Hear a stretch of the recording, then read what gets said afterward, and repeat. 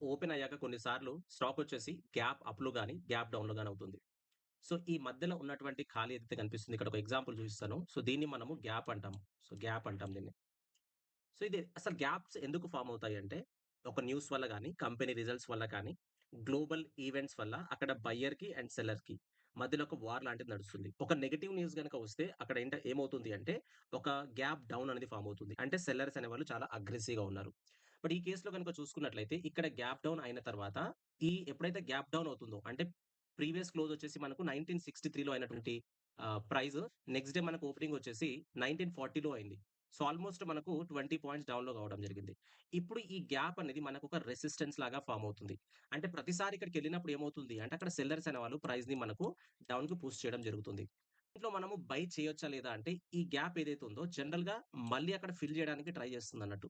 ఎప్పుడైతే gap fill అయ్యి దీని పైన గనుక క్లోజ్ అవుతే దీని అర్థం ఏంటి? సెల్లర్స్ ఎవరైతే ఉన్నారో బయర్స్ అనేవాళ్ళు వాళ్ళ యొక్క షేర్స్‌ని కంప్లీట్‌గా అబ్జర్వ్ చేసి పైకి తీసుకెళ్తున్నట్టు. సో, గ్యాప్ ఫిల్ కానంత వరకు దాంట్లో మనం ఎంట్రీ తీసుకోకూడదు. సో, ఇక్కడ ఈ గ్యాప్ డౌన్ అయినప్పుడు ఇదొక రెసిస్టెన్స్ లాగా యాక్ట్ అవుతుంది. గుర్తుపెట్టుకోండి. ఇప్పుడు చూడండి ఇక్కడ ఒక పెద్ద క్యాండిల్ ఏర్పడిన తర్వాత ఇక్కడ గ్యాప్ అయితే ఫార్మ్ కావడం జరిగింది. సో, దీన్ని నేను రెసిస్టెన్స్ లాగా యాక్ట్ అవుతుంది అని చెప్పాను.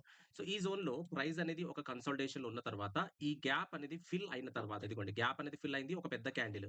Right? And at the same time volume కూడా పెరిగింది. ఎప్పుడైనా సరే గ్యాప్ డౌన్ అయిన తర్వాత మళ్ళీ అదే జోన్‌కి వెళ్లి ఈ గ్యాప్‌ని ఫిల్ చేసి దీని పైన గనక క్లోజ్ అయిందనుకోండి విత్ వాల్యూమ్ బయింగ్ స్ట్రెంత్ అనేది ఉన్నట్టు.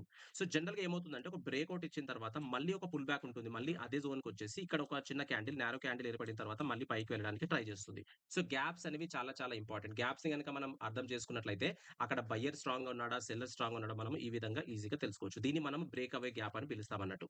సో, మీరు కూడా స్టడీ చేయండి గ్యాప్స్ ప్యాటర్న్. ఒకవేళ మీకు డీటెయిల్‌గా పీడీఎఫ్ గనక కావాలి విత్ ఎగ్జాంపుల్స్ అంటే జస్ట్ కామెంట్ చేయండి. గ్యాప్ గ్యాప్ థియరీ అని. సో, మీకు నేను సెండ్ చేస్తాను. So, thank you so much.